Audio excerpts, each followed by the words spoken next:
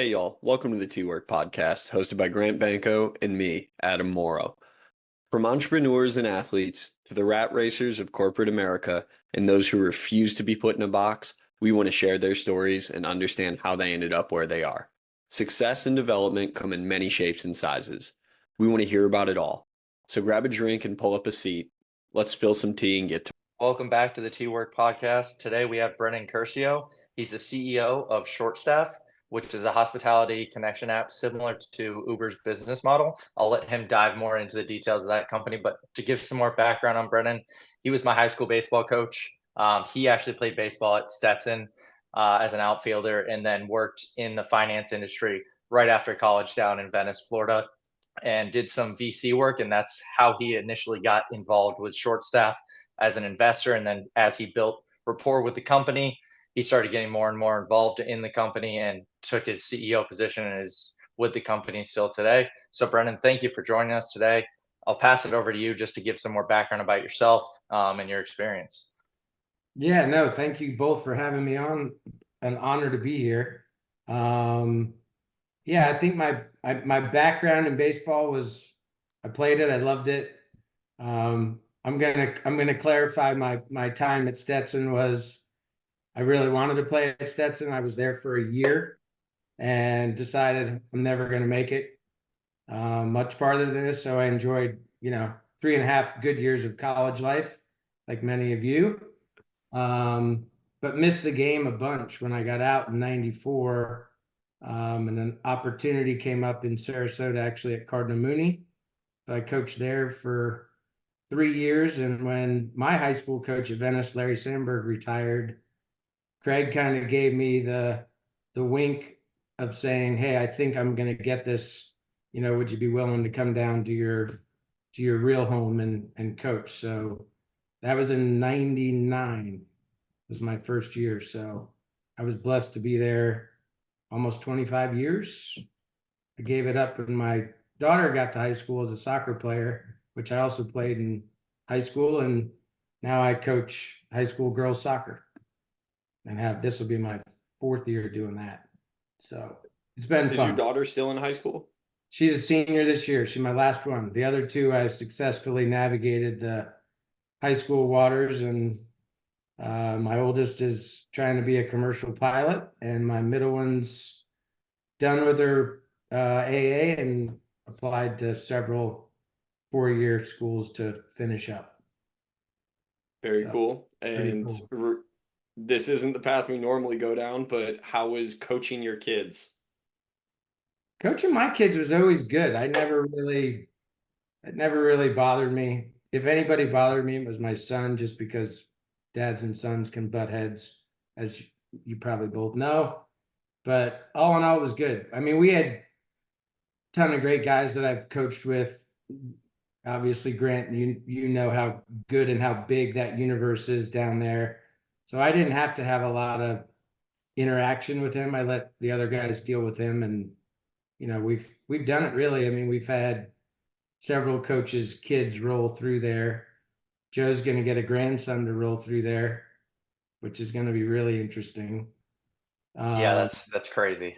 yeah, it's really crazy, but yeah, no, it's been good. And my daughter, that relationship's a little easier, I think. Coaching girls, they're a little different, but a ton of fun. I've got a really good group at the high school and club level. They're a ton of fun to be around. Different animals, as we know, but they are a ton of fun to be around. Would she say the same thing? How many times have you embarrassed her?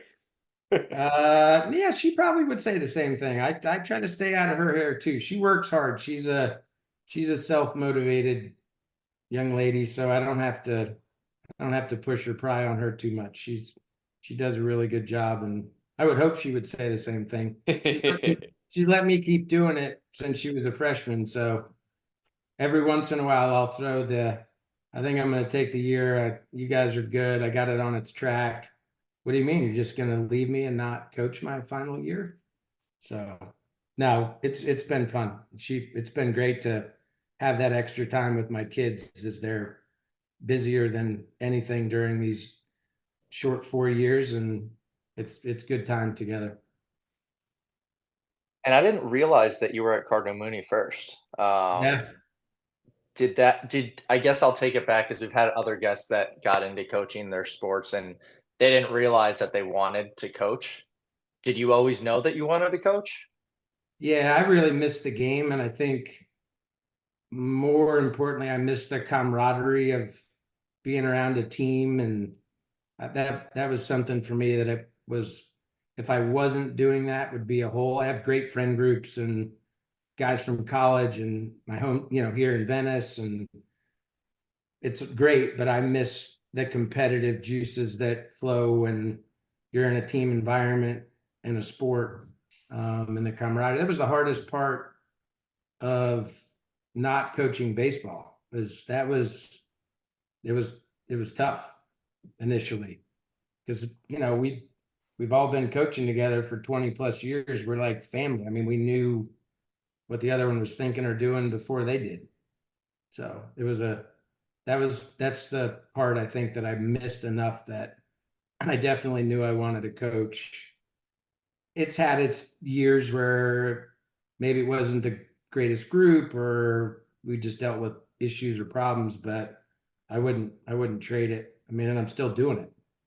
And that wasn't I never coached because I was getting paid or anything like that because I wasn't. I mean, it was just I love being around and mentoring young people. And of course, you don't know you're mentoring young people when you're 20 something years old right out of college. But as I've grown and done it for years and years and years, and I'm sure some of your other guests have probably alluded to it if they've coached long enough, but the relationships that I've built over those years, and I sometimes forget the years we won state titles or what we did or what, but I remember the kids that we had at that time, and many of them are, I still keep in touch with or text or grab a beer with, and that's a really special part of my life. And I think the older I get, the more I cherish that and really lean on it, to say the least. So yeah, it's definitely something I love having in my life. Of course, now I'm getting the questions of, are you going to keep coaching? Your kids are going to be done. What are you going to do? And Patty asked me, my wife, the other day, and I said, I don't think I can stop coaching yet. I just love it too much to give it up. So, I mean, and I not only coached at the high school level, I coached for the Burn for years. I kind of took one whole class through Jack's year.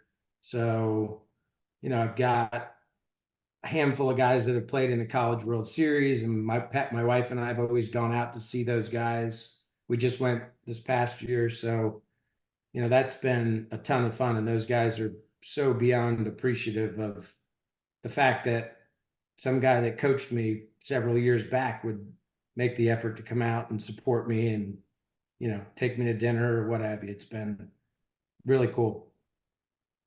So if you go to a party, you meet somebody new, your wife drags you somewhere, you've never met them before, you're never going to see them again, and they ask what you do you lead with coach or do you lead with I run this tech company? I usually lead with I run a tech company and I have a background in financial services. And what I really love to do is coach. That's where it usually goes. And so many people in business, understand sports, and when they find out that you're involved in stuff like that, it's I don't know, it definitely makes the conversation. It's like, oh, he's one of us. You know, People let their guard down a little bit, and it's usually leads to some really cool, productive conversations for sure. And So I guess I'll take it back to the beginning. Graduating college, you got an undergrad in finance, right? yeah, yep. Or business. Okay. So you always knew you wanted to go in finance or business or that route, or what was the thought process there? No, I mean, I knew growing up, my dad was in finance and business and made a lot of money. So I didn't know what I wanted to do and figured, well, I'll get a business degree. It seemed like I could pretty much do anything with a business degree. So that's what I got. When I got out of college in 94, the job market was really stiff. Not, I mean, a lot of people coming out of good schools were just struggling to find work. Um, my dad had left Fidelity in 91 and didn't know what he wanted to do and decided to start his own institutional money market fund complex. So short-term cash management, we'll put together these SEC registered funds, and I'll double back to most of my clients that I had at Fidelity, and we'll build a business around that. So I wasn't completely sold on working for my old man just because dads and sons at that age, I didn't think he knew what the hell he was doing. And obviously he knew I knew nothing about what I was doing. So, but we ended up doing it. I figured I'd stay there, kind of learn the ropes, get my foot in the door, get some experience. And shit, 30 years later, we still have Integrity Investments, built a nice fund complex, sold it to Dreyfus and Mellon Bank back in 2007, right before all hell broke loose. So it was great timing, and still represent the Dreyfus family of money market funds. And we also have an agreement with Fidelity too. So, and our clients are trust departments, and we do work with a lot of municipalities here in the state of Florida, school districts, tax collectors, things like that. So And you it's had the housing small. market crash predicted, right? What's that? You had the housing market crash predicted, I correct? wish That's why I you I sold. I wish I had. Yeah, no, we had no idea that was coming. So it was just a good, some old relationships that my dad had with some folks um, at Dreyfus, and we were working on some other joint products together, and it just made sense at that time for us to get out from under a lot of the overhead from running your own funds, ratings and all the back office and everything else.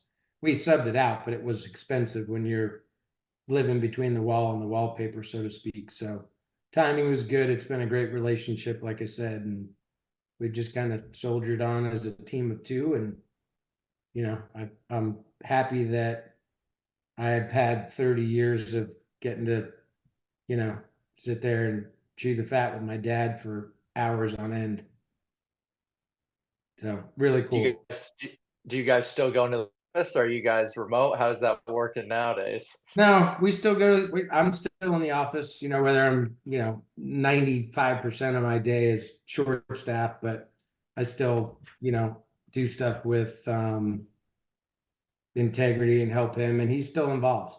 I mean, he doesn't come in every day and he doesn't come in for 8 hours a day, but he's there a good 4 days out of the week and several hours of the day. So it's good for him too. It keeps him sharp, keeps his head right, and he's on the board of a bank. So I'm happy he stays involved because it's like I said, it's good for him. So yeah, Yeah, it's I been work good. with my dad, so I can identify with a lot of the stuff that you were saying. So off air, when I said my partner's my father. Yeah, We've been co-founders on a couple of ventures so far, and I would say we have definitely struggled at times separating the business relationship and the father-son relationship. I would say we more often keep the business partner relationship when we should be family, but still talk to each other as partners instead of father and son. yeah, I would say we tend to fail on that side of things.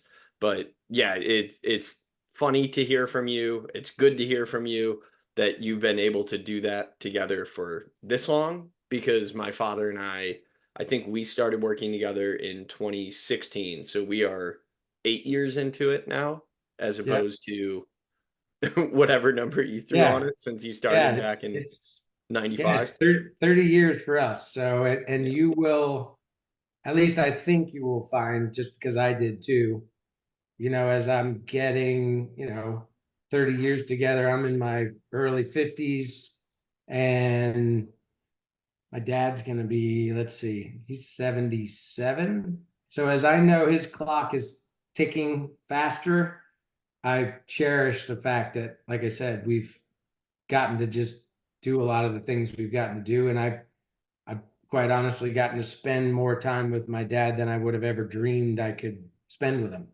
So I know at some point in my life, I'll be even more grateful than I am today that I had that much time with him to talk about sports or the game, and we coached together too. So that was, we literally probably spent more time together than I spent with my wife or my kids, quite honestly. So it's pretty cool. I wouldn't trade it. There's probably plenty worse people you could spend time with. Yeah, 100%, 100%. So Yeah, I mean, background, Adam Stern was the outfield coach, and then his dad, Richie, was our pitching coach at my high school. I think we had probably 10 to 15 coaches. If I were to guess when I was there, That's I what don't it know what it sounds is at like. now. Yeah, no, I yeah, mean, it was a big group that were all there for 15 plus years. And now I think 3 to 4 guys that I played high school ball with are back down there and they're coaches now. So it's very much a community down there. Yeah, everybody we interview is just a coach at Venice High. that sounds about right. There was a lot of us. There are a lot of us, I should say. So as Joe says, once you're a coach there, you're kind of, it's a fraternity that you're in forever. So it's been yeah, it's like I said, that was the hardest part for me. I know, Jeff Cowan, our other pitching coach, would probably say the same thing. And he stepped down a couple years prior to me doing it. And that's what I'd ask him. I said, "Do you miss it?" He's like, "I don't miss the time it had," because he had a young daughter, still does. And he's gotten to spend a lot of time with her that he wouldn't probably get to do if he was still coaching. But he said that you'll see the toughest part is just missing being around you guys. That's the hard part. And you still don't, it's just different. So, and I miss it. I mean, I think I purposely don't go watch as many games as I probably would like to, because I'm like, why aren't I out there? I could do this. I could be helping with that. But I try not to let my mind go there. So instead, you just flood your mind with startup work, running a business, managing the finances of other people, VC work. Yeah, why not? Those are the perfect distractions. Yeah. Yeah, that's the one reason I do keep coaching too. Because if I can, even coaching the girls, if I can borrow 2 hours out of a day or 3 or 4 out of an evening, I can focus on something fun that I really absolutely am passionate about, and I can shove all that stuff to the side for that time frame, and then it always comes back, but at least I get a break. Yeah, yeah, you got to find the distraction somewhere. That's it. Keeps you So healthy. I'm gonna take it back to the business side of things and a little bit more serious. So you're working with Richie, your dad, as a money market manager. You guys sell in '07, but are still help managing the funds and everything. How did you end up getting into venture capital and that side of finance? When interest rates went to zero for the first time back in, let me think, 14, 13, 14, 15, in there, we were sitting down in there, and we were seeing a lot of deals just as a broker dealer.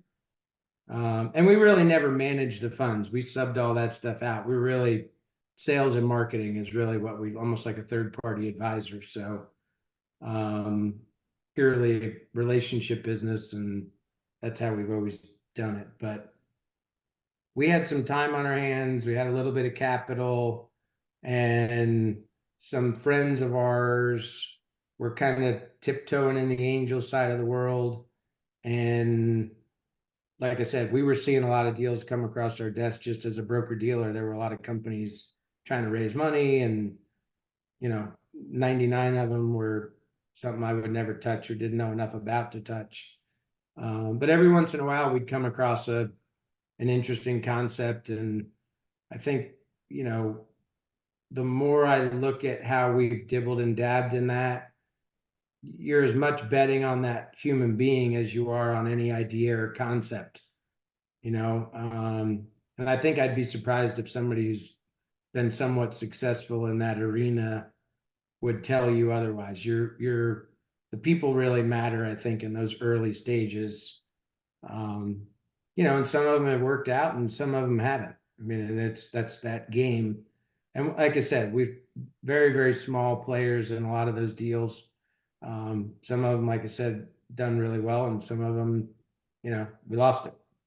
So that's the game. And we really haven't done much. I mean, we've I kind of poured myself into short staff because I really believed in the product, the concept. It was new, it was challenging. Um, and as the gig economy just continued to swell, you know, I felt like we were in a good spot to kind of be an early adopter, even though it's not that early. It's, you know, 10, 12 years now with Uber, Lyft, and everybody coming out in, you know, 12 and 13, 14. So, but Before yeah, we make the complete dive into short staff, I want to ask a question about those relationships or betting on people more or less in VC. yep. And I'm curious if you know of anyone looking back at maybe investments that you passed on because maybe you didn't click with the founder or whoever presented to you that you know ended up being successful because they found someone else that they might have clicked with. I don't know on the success piece of that, but I do know we looked at a handful of deals over the years that the deal really made some sense to me. Like I thought, this they could be onto something here, but I just never could get a comfortable feeling with the guys that were serving me this information and idea and concept. And a lot of times on those, as you both probably know, you know, they could be purely ideas at that point. It's not like they have a product yet, it's built, they have some sales. Sometimes it's just a concept and it's a big risk and a big gamble. So like I said, I don't know. I never saw any of those companies pop up on the NASDAQ or something. And I said, holy cow, we missed on that one. But I do know there were some deals that we looked at that I thought were really interesting and just never really had that warm, fuzzy feeling like, hey, you know, I could get in the foxhole with that guy and I think he can pull it off. So then, So sticking on this topic, have there been situations, and if you're uncomfortable with this, we can just move on, where you feel after the fact you had the wrong impression of somebody and you guys just didn't click? um I mean, I think there's been people in my life that I've met that, you know, obviously I've, for whatever your perception or what you think you see or hear is one thing, and you get down the road and meet them in a different light or a different arena per se, and you realize they're really pretty good people. So I would be guilty of that, I'm sure, on several occasions. And I'm sure people are would say the same about me. So but not so much in the business side of things. I probably run into some people that I thought were better people than they turned out being, you know, and that's on me. I think I'm a really good judge of character and people, but sometimes you get fooled. It's just the way it is. I think that's just life. But I mean, it's people are people, you know, it's a it's a complex world out there, even more so today than probably ever. Um, and you know, I'm like I said, I still trust my judgment on character 100% of the time. I may not always be right, but if I make a call, I'm happy to stand behind it. So So if you're curious about the long pauses here, Brendan, this is a Banco tactic where he learned it from some other podcaster, and I'm yeah, trying to be respectful and not eat all the questions. So Banco thinks he's risen to elite elite podcast royalty by pausing and giving us time to digest and give the listener time to digest. So you can thank him for whatever guru he's been listening to this week Perfect. for the pauses. This Perfect. was more respecting you, Adam, since I know Brennan. And you were flowing with questions, so I was letting you go. And it seemed like you had some more, so you were leaning in. I was letting you go, but I can build on that relationship side. So with the VC, like you're talking about the relationships with the actual VC company that you're going to invest in, but another part of VC is the capital and fundraising side of things. Did you guys also have limited partners, LPs that were helping fund some of the deals, or was it more the capital from the business that you guys were running? I mean, how did that work on your end? Yeah, we had a small group of guys from a bunch of diverse backgrounds too, which was interesting at first. And it was kind of like a friend of a friend, and the next thing you know, you've got a conglomerate of 6, 8, 9 guys that all got along and all had a different perspective, which was really, looking back on it, it was great to have that. Um, and everybody kind of had their own capital, so we didn't really bring in a lot of outsiders or anything like that. Obviously, until we got to the end, or whoever the founder was that was running a company was approached by somebody, and if they were getting acquired or moved on or merged or what have you. And we ended up being a gnat on an elephant's ass in on the cap table as a group. But we were there from the get-go, and have had built some really cool relationships, not only with my group of guys, or our group I should say, but some of the people we've gotten to work with over the years. So And how did you guys get together? How did you guys actually decide to pull together and do this? Your team that you just talked about? yeah, just friends of friends. The one guy I knew was a pilot, and I'm a pilot as well. So we would go fly and talk, and just got to. We were kind of that was our relationship, and as we started to talk more about other stuff other than flying, he was dealing with, doing some M&A work, and then he was doing some investment advisory work, and I told him what we were doing on our side. So we started talking, and then he had some people he knew, and I had some people I knew, and as we kind of just plotted down the road, it just kind of happened. It was really nothing planned. We didn't have like an investment committee group, and it was just a group of guys, like I said, from diverse backgrounds. Somebody knew somebody who knew somebody, and we kind of put it all together. And it's been a neat group that I've known for years, many of whom help fund short staff, quite honestly. So like I said, And good group of guys. more about the team, how did you guys make decisions? Did you require simple majority? Did you have to be unanimous to invest in something? Or did each of you have the autonomy to make a decision on behalf of the team? Everybody had autonomy to make an investment on behalf of themselves or their entity if they had one. But the group was pretty good about, if somebody really had an uneasy feeling or whatever, not on everything. And like I said, we didn't do this, dozens of times. I'm talking about, several. It would perk my interest to say, well, he's a pretty good judge too. Like, what don't you like about it? Which would lead to a discussion, and maybe it would uncover something that I never even thought of or didn't see. So, but everybody was free to do what they wanted to do in the amounts that they wanted to do it in. It wasn't, we never really walked in. And sometimes it was somebody would go first, somebody would go second, and 6 months down the road, if somebody's risk tolerance was a little different, you'd say, wow, you guys it's still going good. Yeah, it's still going great. Are you going to raise more money? Yeah, probably. Can you count me in on the next piece? And a couple guys would slide in that way. So, like I said, pretty loosey goosey in terms of what everybody did just ended up, if I came across something or one of the other guys came across it, we didn't hesitate to share it and say, what do you think? That's So a cool way to go about it. To me, it sounds more like a think tank than anything else. You guys are just bouncing ideas off of one another and just like, well, I'm cool with this. I'm going to do it.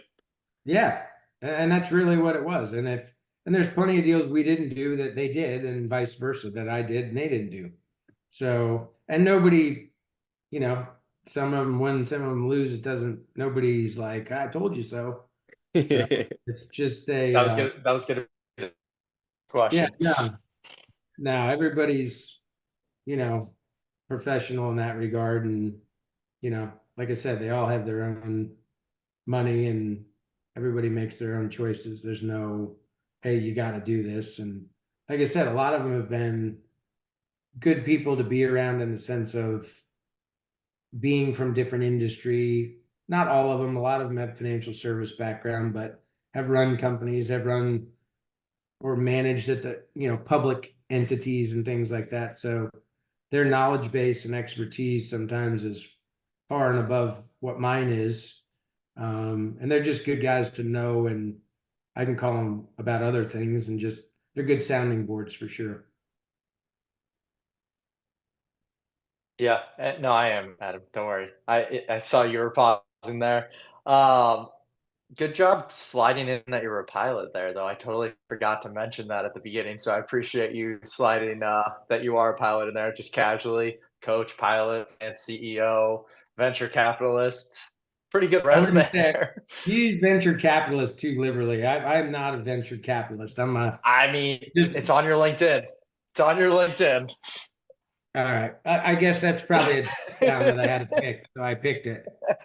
Listen, before That's I fair. before That's I had fair. support staff, I was like LinkedIn. What is everybody doing on LinkedIn? And my Yeah. team at that point was like, look, you have to be on LinkedIn. I'm like, yeah, okay. Can you guys build me a profile that looks kind of like what it should look like? So I was never, I don't know. I am now. I use it more now than I probably ever have. But um, yeah, the pilot thing is something So I I always guess always wanted to do. when did you go down that? Like, when did you do the training and everything like that? I know background stories here of certain things that we can or cannot get into, depending if you want to. But just how did you get into piloting and flying planes? You used to fly instead of taking the bus to the other side of Florida for our baseball games. You'd fly over Yeah, and meet us there. yeah, that was fun. It was great because Craig would say, "Oh, you're just going to big league us and take the plane." Uh, but no, I always had a pat. I always wanted to fly when I was a kid. I just, in high school, I had some buddies that were doing it, um, and it was just something I wanted to do. I liked the challenge of it. I thought it was really cool. And then in high school, I kind of snuck some flight lessons, and my mom and dad were like absolutely terrified of small planes and what could happen, and forbid me to do it. Then I went to college and then got out and then had a job, obviously with my dad. And then I used my own money to go take flight lessons. So yeah, I did. I got my license back in 2000, I think. So over 20 years. And I'm just a private pilot with an instrument rating, general aviation, 4 and 6 seat single engine planes. So it's just been something I've always loved to do. So we have a airplane club up in Sarasota with 10 guys. So I'm the treasurer, so I do the books and records, and get to stay current and fly when I need to. And that's kind of how I got Jack, my son, so involved in that. So, and my wife's family was around general aviation too. My father-in-law was a multi-engine general aviation pilot and started a huge avionics business from scratch. Probably 15, 18 years ago. They're one of the largest Garmin dealers for general aviation stuff in the country. So that was pretty cool. Banco, write that down, future guest. Got it. I'll forget. This is the Yeah. reminder. Or I'll just listen back to this episode as my reminder. That too. You go So ahead while I write this down. thank you. Don't worry, I'll ask questions. So Brenden, when short staff eventually came along and got pitched, what was your reaction to it versus everybody else on your team? I know you said you guys had the freedom to operate independently. You obviously believed in it strongly, given your current position. I'd love to know how the rest of the team reacted and then how you got so involved to eventually take on the role you're in Yeah. now.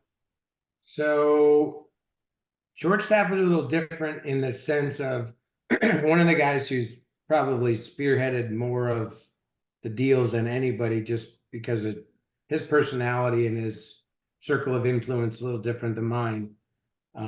So he was shown a lot more stuff or would come across more things. He was actually in the same building as the founder was, and she also worked in hospitality. So after work, if he was over there grabbing a drink or dinner or what have you, he was conversing with her. And one day, I think she kind of just said, "Hey, I got this great idea," and he said, "Well, tell me." So that banter went on for several months. I think he finally said to her, "Put a business plan together and let's see if there's something here." Her initial, I think, idea was this gig economy is up and coming. It's new. It's cool. Uber and Lyft are probably going to put taxis out of business. Anybody can go drive if you have a car. And all these hospitality workers like myself get asked all the time by people like you, "Hey, I'm having my daughter's party this weekend," or "I'm having the guys over this weekend," or "We're having 4 couples for dinner. Can you come and serve? Can you bartend? Can you do this?" Which is great. And I would do it whenever I could or I was off.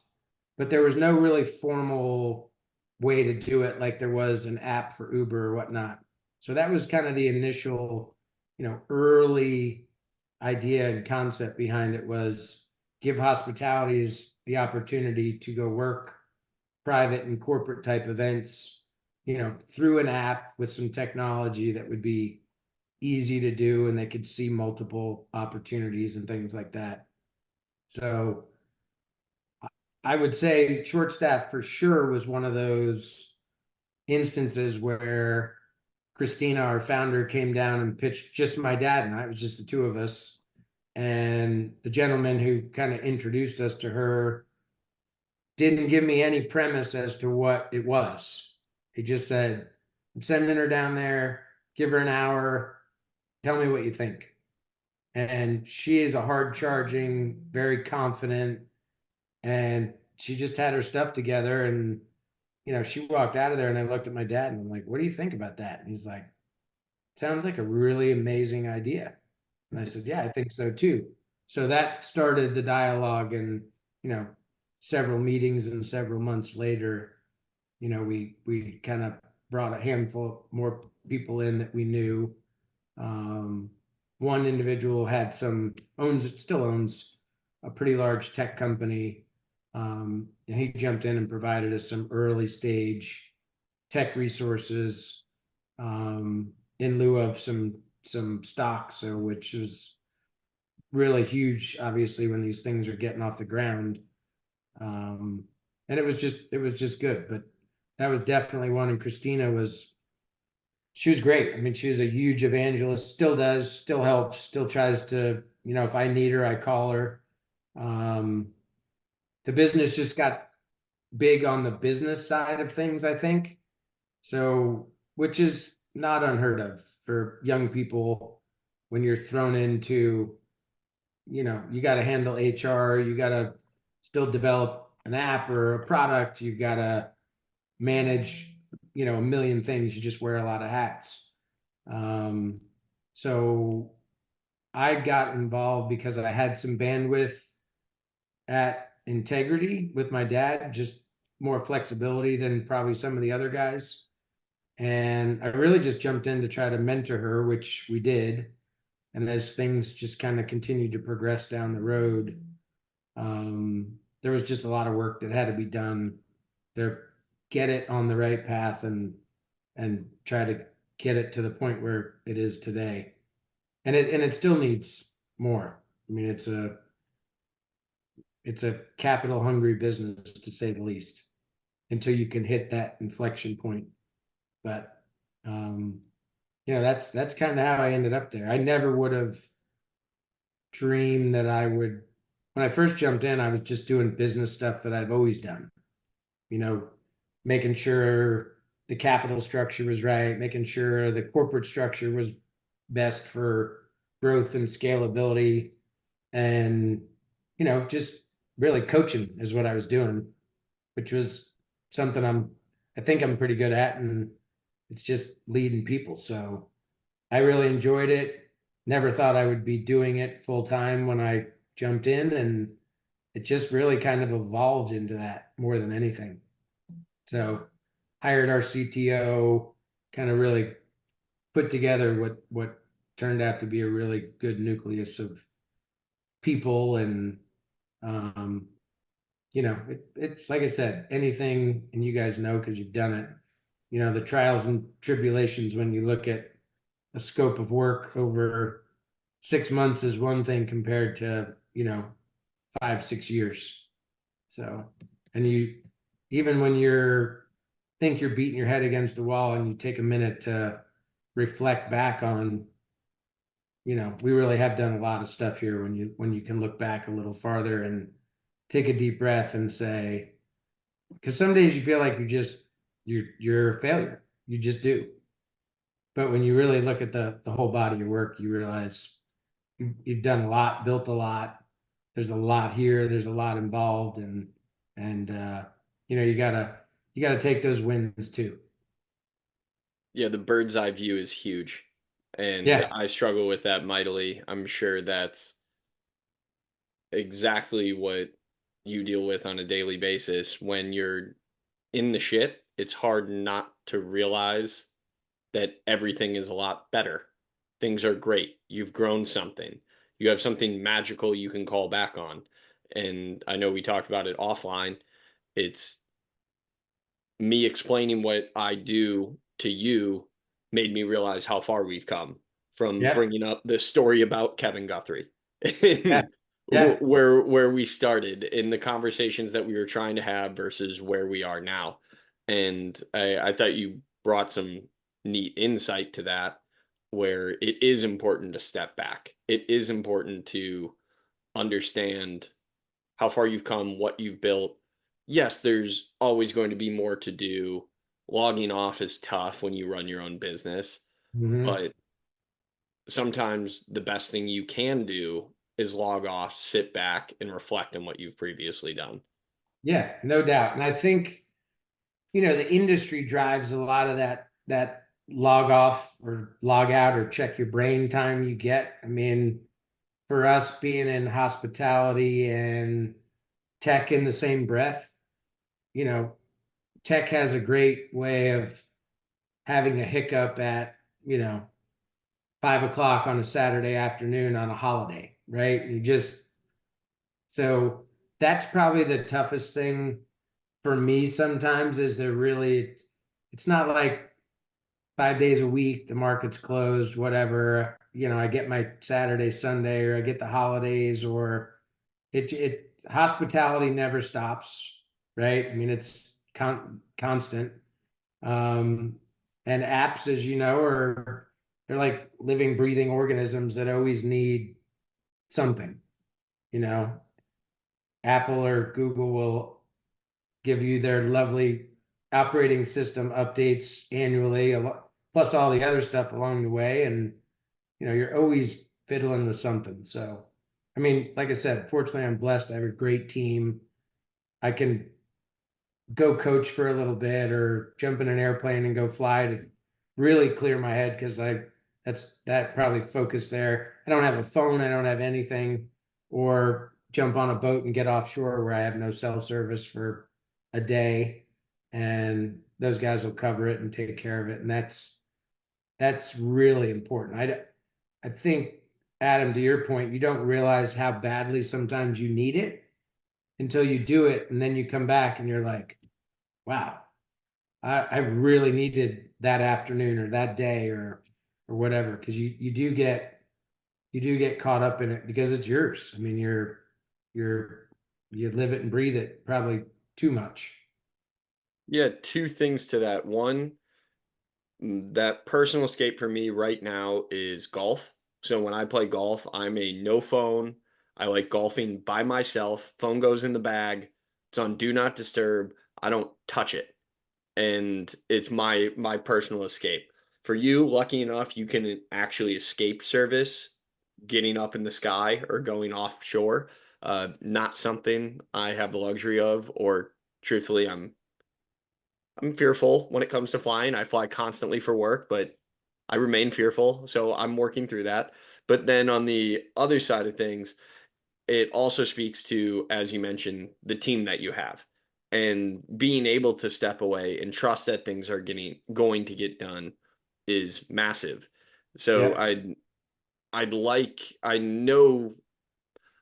know you were brought into this team, but I'd love if you could expound a little bit on your team structure and how differential skills are so important to what you guys do.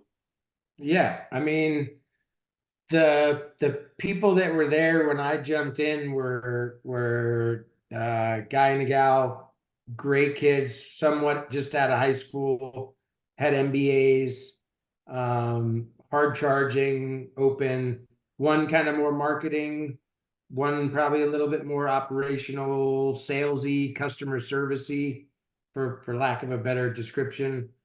Um, and they just needed some coaching. That's really, and I always go back to that because I honestly think, some of the biggest, best leaders that are out there, they're really, to me, they're just coaching people. And they all have different issues. And if you can deal with that, I always relate back to my coaching my teams. You got 20 something kids, and they all have different personalities and different strengths and weaknesses. And your job is to suck as much of that out of them in a positive way and put it to good use. And I think that's what I certainly tried to do. They both decided startup world wasn't for them and had some really good opportunities land in their lap. um, I guess it's probably 3 years ago, 3.5 years ago now. So it was really hard for me because I knew I was going to be by myself.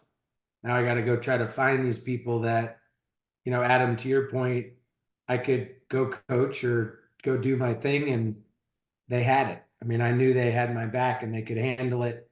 And if they didn't, they'd call me and say, "Hey, I don't know what to do here." And I could figure it out, or they'd wait till I got on the ground or back on shore. Um, but they were really fun. I still keep in touch with them. They asked me for advice on things, several years down the road that um, I'm just really happy and proud of them and what they both moved on to corporate gigs with Stryker, the medical device group, and they've moved their way up the food chain there pretty quick, which I wasn't surprised by, just because of the people they were and the kind of people they were and the work that they could do. Um, and then I had to scramble. I, in all honesty, levered some personal friends of mine, telling them, "Hey, I need to hire somebody like this. This is what I need." And that's how I found my current team. So I got Tanner in there and kind of showed him the ropes, young kid, mid to late 20s. And we hit it off, and I gave him the flexibility to kind of be autonomous to a certain degree and make decisions.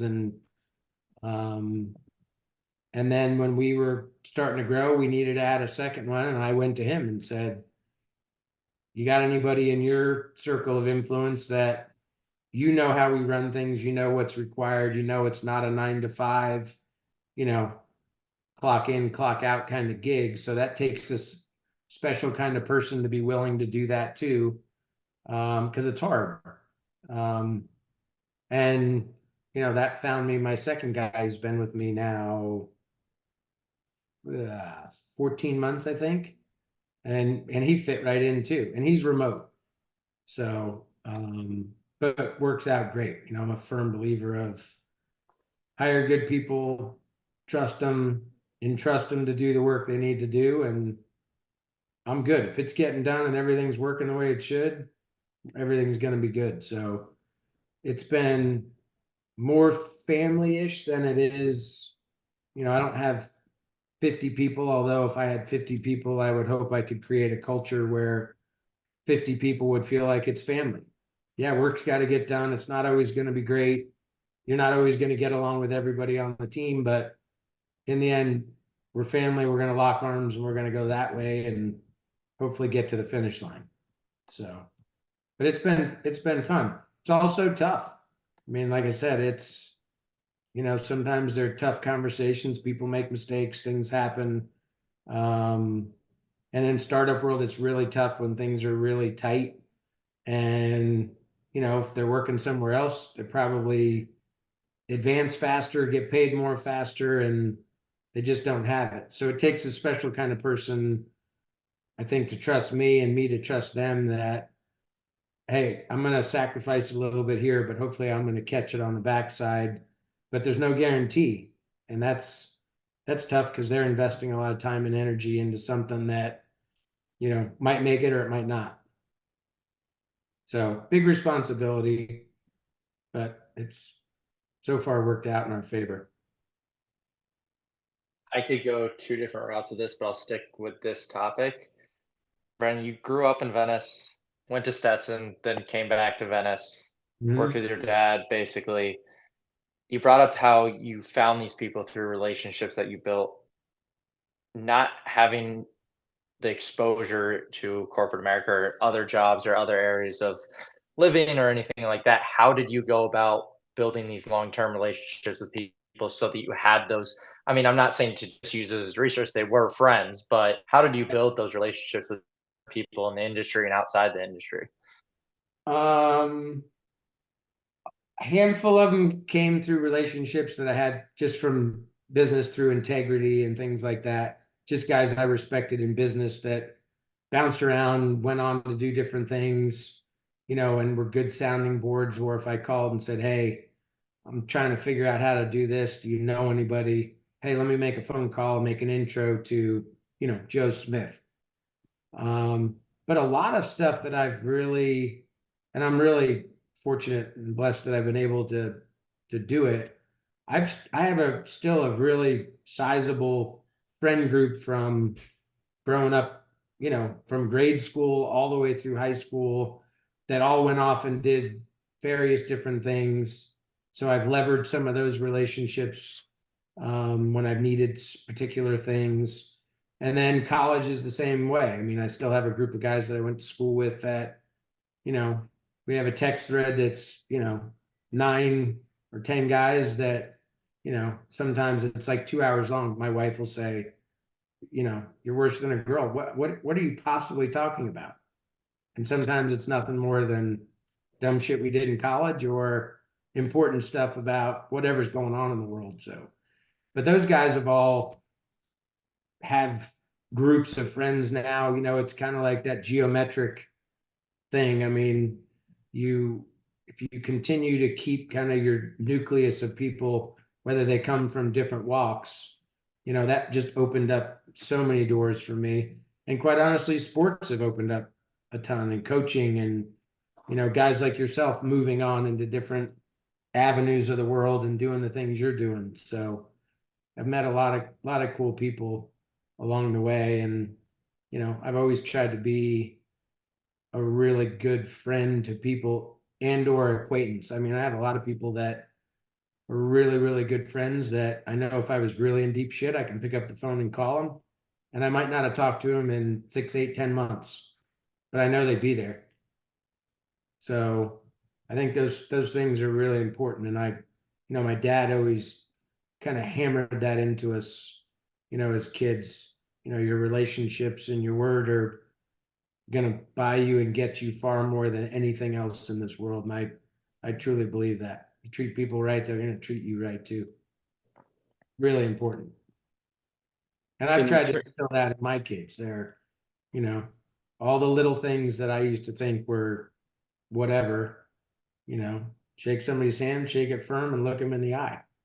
And it's goes a long way. And it's kind of cool for me to not only realize that it is important, but watch my kids now as they're growing up and getting out into the world that they do it. And as a parent, you always think your kid's a turd because they treat you like turds. You guys will figure this out at some point.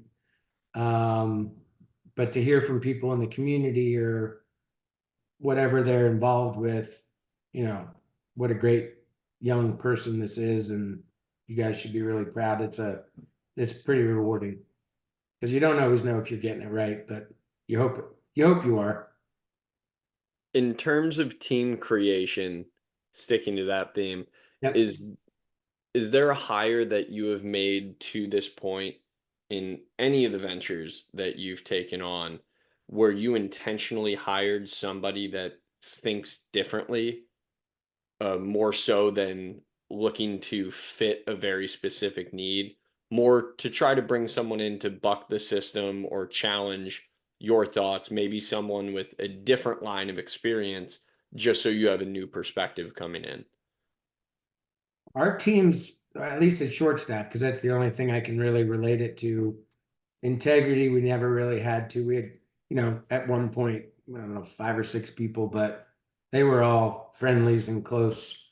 Um, on the short staff side, like I said, the two that I inherited were phenomenal. And like I said, I consider them family. We still communicate. I'm really happy they made that hard choice because it was hard for them too. They were, you know, I don't know how we're going to tell you this. Like they knew they were going to hurt me. And I was like, look, this is what's best for you guys. I tried a million different things to save them too. And in the end, I just said, wait a minute. If those were my kids, I would give them different advice rather than the advice I want to make my life easier. Hmm. And that was really a good thing for me to go through, as hard as it was for me or on me. Um, but I know in the end they respected me for handling it in a great way. And like I said, I couldn't be prouder of the two of them for where they've landed and what they've been able to accomplish at their new place. So, but I haven't really, I've hired two people plus CTO, but that's a different story. And then he's really handled the developer side of it. So I get to interact with him, but I don't have to interact with them like he does, which has been a great insulation for me. But I really just look for good people, good. I mean, not everybody knows hospitality. Tanner, my director of ops, did. He has a pretty diverse background and really did understand hospitality, so that was good. And he was just a good young kid. I mean, had his head on, hard charging, not afraid, um, well spoken, and could wear a bunch of different hats, which in a company like ours is really important because you got to do a lot of different things. It's not like I can say, hey, you just go over there in that cubicle and all you got to do is marketing. So, he worked out, and Nick's the same way. So it's been really good. But no, I haven't had a team big enough to hire the person to, challenge me or anything like that. So taking a step back with getting into the CEO role, you initially came in as just like coaching, mentoring the founder. When did the realization for you, or when did the conversation who brought up the conversation of, hey, you should probably step in as CEO? Like, how did that progression happen? Hmm, that's a great question, Grant. It really just kind of happened in a way of Christina was realizing, wow, there's a lot of going on here, and some of our investors were like, we got a decent chunk of money in here now. why don't you kind of steer the ship? And Christina stayed on for, and I obviously, my personality, I've never, titles are not something I really give a shit about ever. Um, it was just kind of like, hey, I'll do this part, you do that part, and let's try to keep this thing moving down the road.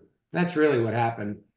And as things got tighter and we kept growing, um, we just hit some tough capital spots. And I was like, look, I can't pay you what you were making, especially when I'm not taking anything at this point in the game. So, I said, look, I totally understand if you got to do something else. You're getting to that point where you might want to have a family and you got to do stuff. So that's kind of how that went. And like I said, she's been nothing but helpful. And if I need something from her or I want to bounce something off her, she's always been willing, able, and ready to jump in and help if need be. So yeah, I didn't walk in and say I'm the CEO. I never really wanted to do that.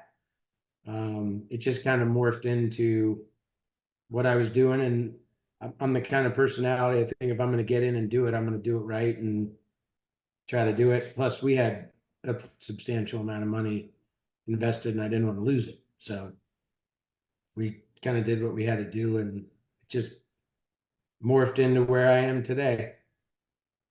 I would have been very surprised if you would have said you walked in and said you're CEO. That would have, so I didn't expect that answer. But I was curious if like one of the backers or investors was like, "Hey, you need to step in now," or not. Yeah, and So and just and, curious. and nobody said you have to. I think it was if you have the time and can swing it, I think this is our best chance to kind of keep this thing on track. Um, and that's, I just said, look, I'll do it for a little while. I don't know how long. And in the beginning, I didn't even know what the hell I was doing other than the business side of it. I didn't know technology and apps. I just put my ears wide open and listened, and Christina had a good background on it. So I let her run with a lot of that stuff in the beginning. And I just learned on the fly. Now I'm pretty good at it. I can't do it, but I understand how it all works. So it's good because my CTO teases me. He says, "You sure you don't know what you're doing on this?" I'm like, "No, you know how to do it all. I just know how it's got to work." So it's good.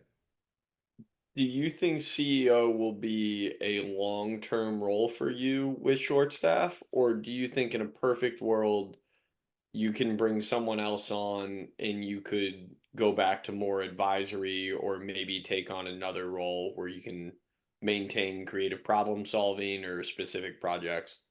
Yeah, I think short staff's in a pretty unique kind of position in the sense of there's a couple different avenues you could go down in sense of you can raise a lot of capital. Most of our competitors have raised significantly more than what we've been able to kind of bootstrap our way through to this point.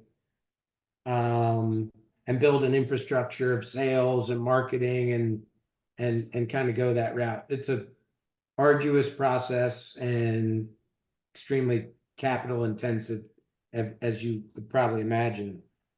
Or find a suitable kind of joint venture opportunity or something along those lines, a DoorDash, an Uber Eats, somebody who's in that space where that infrastructure is already built, right? They've got 500,000 restaurants using DoorDash delivery. So they're constantly trying to get another sliver of whatever is going on there. I think there was a stat the other day from Open Table that said in surveying their clients, 62% or 60% of them, one of their top complaints is they're understaffed. So finding an idea or some kind of something like that where I could say, here's how this would look, here's how it would work. You already have this in place. the incremental cost to you, whether you buy our technology or buy the company or what have you, and try to implement it on your platform, it could be a real profit generator, revenue generator. And at that point, they would either say, okay, come over for a while, hopefully, and show me how you want to do this. Maybe you get to stay, maybe you don't, but I would not be opposed to passing the baton to somebody that's what they're really good at. Because otherwise I think it's a take a deep breath, and you're going to be in for another surge of building teams and trying to get out there and really sell, and not that it's not possible, or I wouldn't be willing to take on that challenge. I think you just gotta, if you're going to go down that road, you better go with significant deep pockets so you can make it. And there's no guarantee that you would even with that, but I think it would definitely exponentially increase your odds of being able to do it. So yeah, no, I got a lot of blood, sweat, and tears invested in it, and a lot of, like I said, holidays, weekends, whatever, because that's the way the business runs. But if the right opportunity came along, I wouldn't be like, oh no, it's mine, I got to build it. I would want what's best for our shareholders, including myself. And would love to see somebody take it and run with it, because I think there's some really unique opportunities out there, and it could be a completely different industry. I mean, as you guys probably see, the marketplace kind of concept is everywhere. There's marketplaces for damn near anything you could think of, and that's really what we are, right? We're a bunch of people on one side who have a need for people to work, and on the other side, I've got all these people that say, I got a job, I don't have a job, but I want to make some extra money, so I'm willing to go do that job. And we're just marrying the two pieces together. I have a kind of nerdy finance question.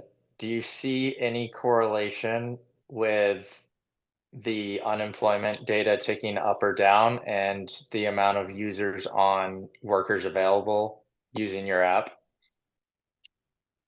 I guess the best, and again, 6 years, and we've kind of come through some really unprecedented things, right, with the pandemic and all that.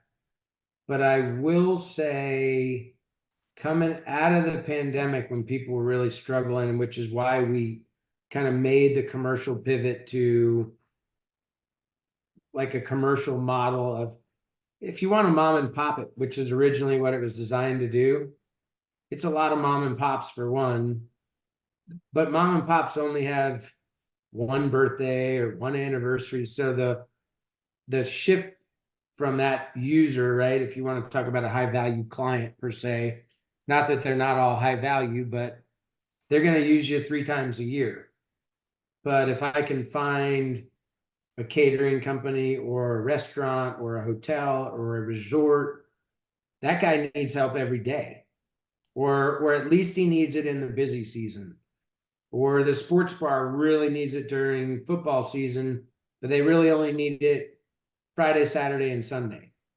So the platform gave people like that the opportunity to be a little bit more flexible, pick and choose when they needed staff without the overhead and expense of hiring a W-2 full-time person that they're going to be stuck with, and maybe they're searching for hours on a Monday afternoon or Tuesday, but I got to pay this guy because I got to get him his 40 hours a week. So as it relates to unemployment or full employment, or what we see in the numbers, the staff side of our platform, I think there's always people that are out there willing to go make an extra dollar, that have hospitality experience, whether they had it pre-pandemic, have always had it, work in hospitality full time, and just say, I just want to make a couple $100 on my days off. So instead of taking those days off, every couple weeks, I'll just go on and work to make that extra money. Maybe it covers a car payment or what have you. The staff side of it's really never fluctuated. And when we over the years have really pushed on the marketing pedal for the staff side, even in remote areas. We've always been shocked. It's probably the biggest surprise to me of the whole thing. And when we talk to people, they're like, nobody wants to work. Like, how are you getting all these workers? I can't. I've tried signing bonuses and benefits and I can't get them. They just don't want to do it. And what we found is it's not that they don't want to work and you're not going to get somebody to work hard. They just want to work with the flexibility of knowing they're choosing and picking when they want to work and how they want to work. I think gone are the days of the, you know, $14 an hour dishwasher that works 40 hours a week. And then the manager comes to him and says, hey, Bobby's not coming in today. He's sick. So I need you to work a double. And I'm probably going to need you tomorrow. So the guy's working 60 hours a week for no money. Now the guy says, if it's on through our platform, he just says, no, not going to work that one. And there's nothing they can do. It's not like the traditional employer-employee relationship where they guilt him into, I guess I got, boss is asking, I guess I got to stay.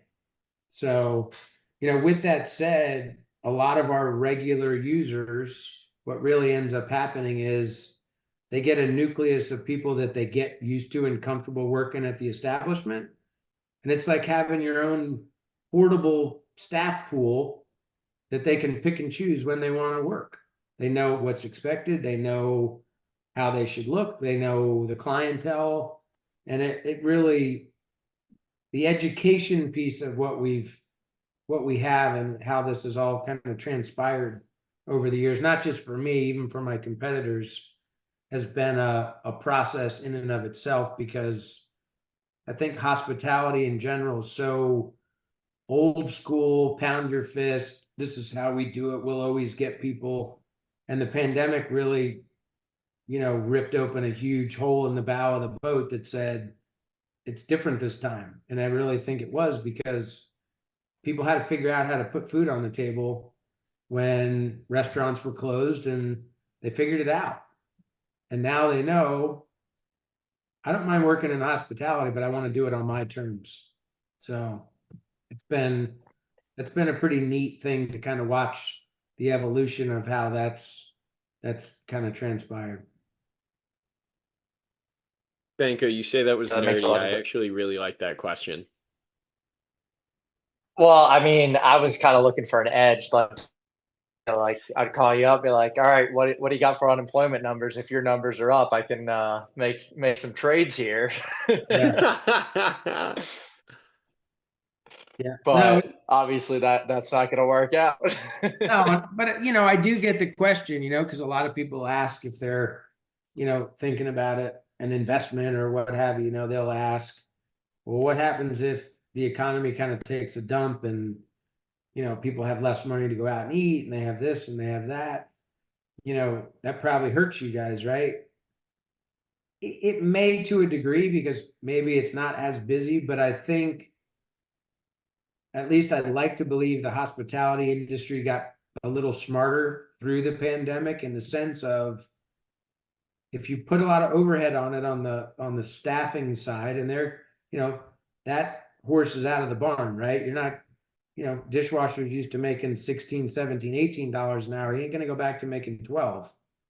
So I think they will work smarter and utilize platforms like ours and some of the better recruiting and staffing agencies out there that can provide some higher end temp work to manage those costs, in the sense of, ideally what they would probably go to, and again, somewhat speculation, but I saw it a little bit coming out of the pandemic, a core nucleus of managers and kind of key personnel that are going to do it, and then fill in the gaps with companies like ours when you need it, because the savings for them is pretty substantial, in the sense of, I don't have payroll taxes, I don't have workers' comp insurance, I don't have all these kind of layered, that's the biggest, I think, misnomer. They say, well, I'm only paying them $14 an hour. Well, you might be paying them $14 an hour, but what's the real cost? What does the workers' comp cost you? What do the benefits cost you? What does it cost to cut his check every week? So when you start layering all those things on top of that, it's far more than 14 bucks an hour. Where platforms like ours and some of our competitors, the guy gets his 16 or 17 bucks an hour, and out of our fee, I'm eating all those other expenses. So to you, it's a net per hour cost plus my fee. And that's it. It's clean. We pay him, I do the tax work, we insure him, all that stuff. So I would think if things slow down, hopefully they will try to manage certain pieces of the staffing pool through places like us, because I think it would help them tremendously to try to stay afloat and stay somewhat profitable. No, that makes a lot of sense. I mean, you start seeing it at some of my past jobs that I worked. They're hiring more and more billable contract, 3 months, 6 months contracts. They pay them a higher salary, but they don't have any of those benefits, the workers' comp, et cetera, because all in all, it's not a forever contract. So it's limited time and they can renew it if they want. And they don't have those underlying costs that you just mentioned. So I definitely could see that spreading Yeah, across more industries. yeah, and on the staff side, if things get tougher, there's more and more people that want to try to make side money, whether it's driving for Uber, Lyft, or DoorDash, delivering for Uber Eats, or you know, bartending or washing dishes or serving through a platform for me. So I certainly don't think that side would dry up. If anything, it would probably, really pick up. It would just be, can you manage the demand side of that equation, um, to make sure you got enough ships out there for these people to stay involved and engaged on the platform. Backing up a little bit, what was the inspiration early on to go straight to mobile application instead of doing this via computer or a web platform? We started on the web. Okay, you did, and then Uh, shifted to mobile app. we did. We knew we had an app, but the app was kind of running through the web, or the web was running into the app. So what we found was, as the app got more and more complex, the messaging and stuff was not translating well between a desktop and getting an SMS or push notification on a phone. And we found that our users, both on the staff and the host side, were really doing so much more on their phone that they didn't have to stop and sit in front of a computer, get a message, get in front of my computer, look at, my candidates. If we could just give it to them in their hand, the world would be easier. And I think, looking back on it, it was smart that we did it. And it's funny how it kind of comes full circle, because now with some of our bigger commercial clients, what we're doing is giving them some web functionality for reporting and things of that nature. So, or if they want to build recurring shifts where a manager could sit down and say, I know I'm using short staff. I need 4 servers and 2 bartenders on Wednesday, Thursday, Friday, Saturday, Sunday for the next 4 weeks. They can sit at a desktop and build that out in one shot, get on the calendar, touch the days, hit post, and it's done. Once it's done, they can manage the whole thing on the mobile app. So while we said we'd never go back to it, we're slowly coming back to it just from listening to our clients, because sometimes the HR manager, whoever's running all the staff, isn't in the kitchen or the restaurant or the whatever. So they needed the functionality to do what they needed to do from a managerial position, but let several different managers in food and beverage have access to the app to manage the people side of that equation. So we're dibble dabbling in both, but the app has a ton of functionality in it, more so than I would have ever dreamed we could shove into it, quite honestly. And I, again, backing up further. So I feel like we got super narrow. Now I'm just gonna yank us all the way back. I think you mentioned somewhere along the lines that you also did work in hospitality. So what beyond just this? Okay, I see the head shake. No, we don't No, need the audible there. So no. what was the message to you, the hook, line, and sinker that drew you in, where you were like, you know what? This is it. I believe in this.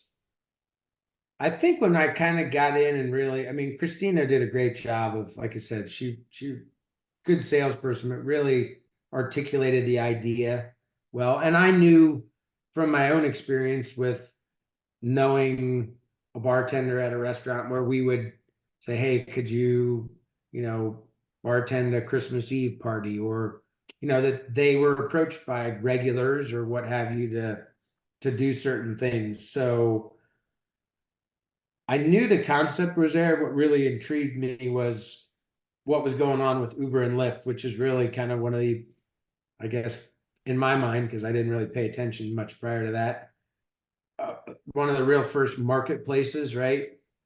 I need a ride. I got to get from here to the airport.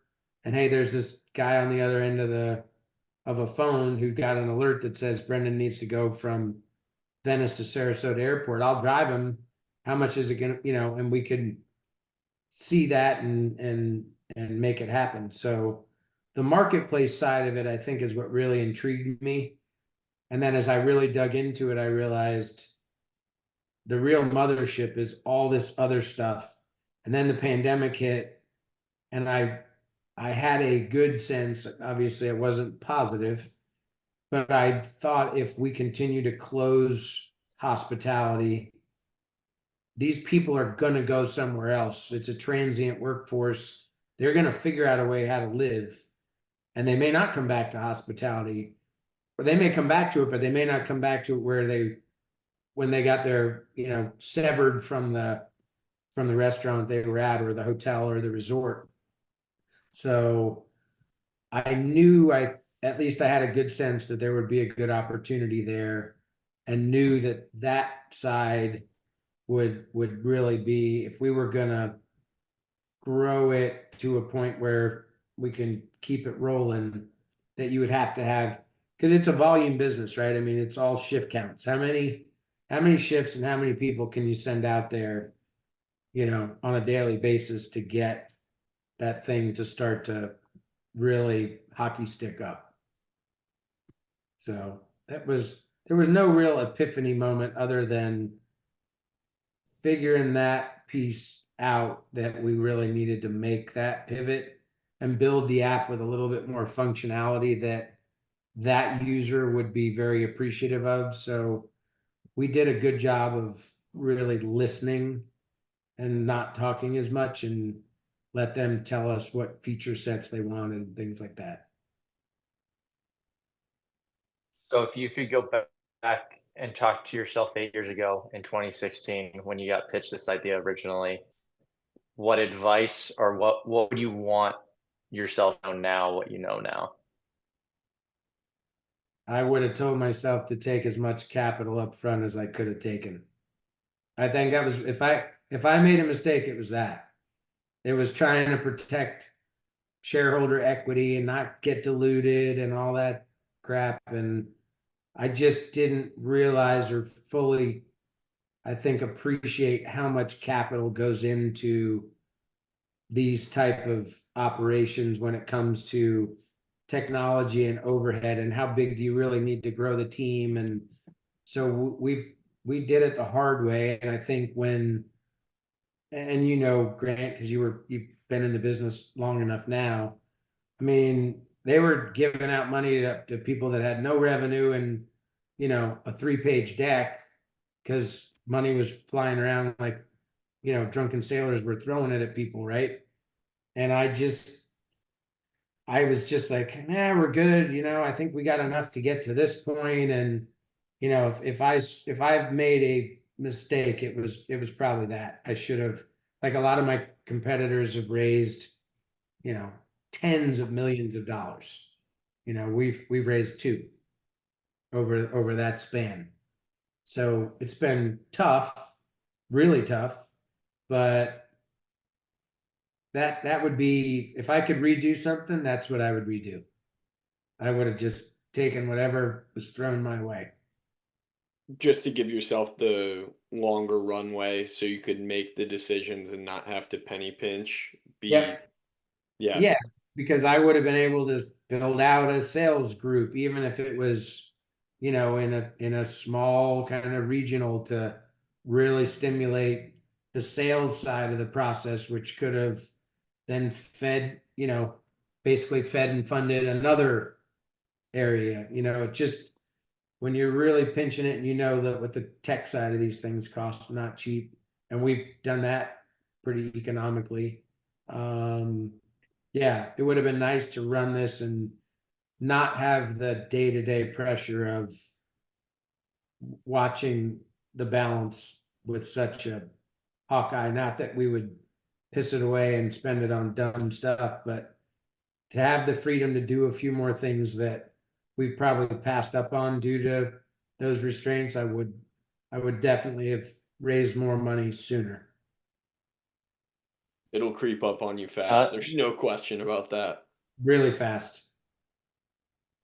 And everybody says, "Oh, we got at least a year's runway."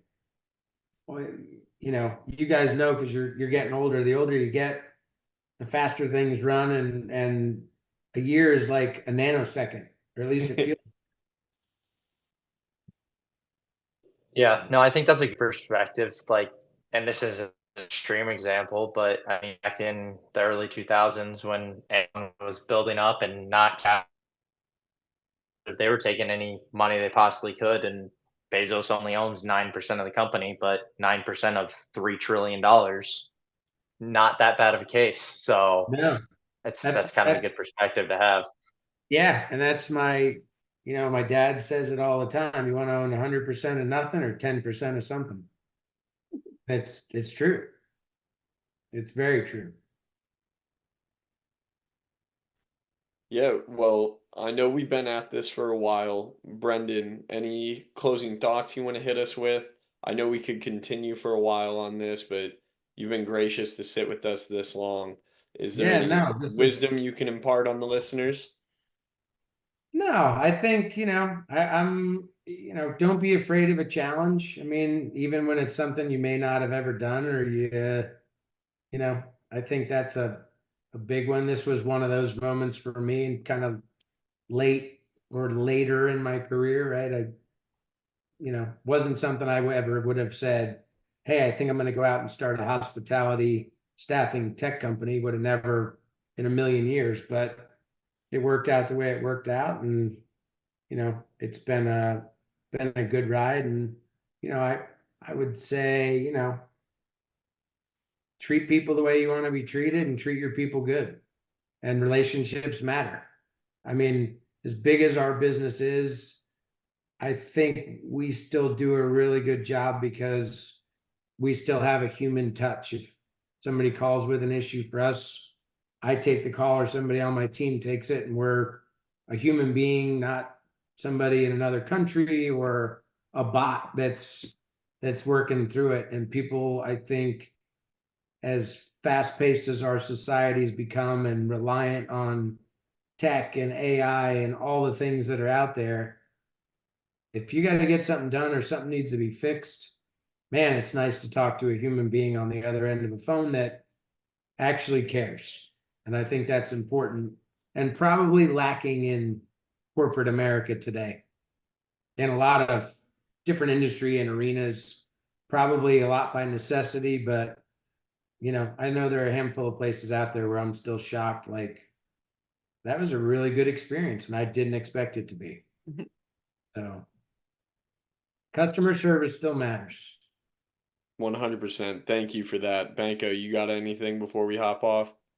No, just thank you. And I mean, you've been saying the same message about relationships for 10, 15 years that I've known you. I mean, we grabbed lunch my junior year of college, and I was asking about the financial services industry, and you're like, listen, it is a small world. Everyone knows everyone, no matter what, even if, and it's turned out to be true. I mean, I've been doing it for 8, 9 years now, and I mean, True, everyone right? does know everybody. Yeah. It's kind of crazy. So Don't no, burn I appreciate. bridges. Right. Yeah, exactly. So I appreciate everything you've done for me and coming on the podcast talking about all your experiences. And we'll definitely keep in touch. So I appreciate it, Brendan. Yeah, absolutely. Adam, good luck with your venture, man. I think you're onto something there. That's really cool. Thank you very much. Looking forward to staying in touch. Thanks, everyone. All right. Appreciate it. Thanks, guys. Hi, everyone. Grant here. Thanks for tuning into the show. If you could like, share, and subscribe, we'd greatly appreciate it. Also, if you think you or someone you know has a good life story to tell, we are always open to guest suggestions. You can send those suggestions to our email, tworkpod@gmail.com. Thanks again for the support.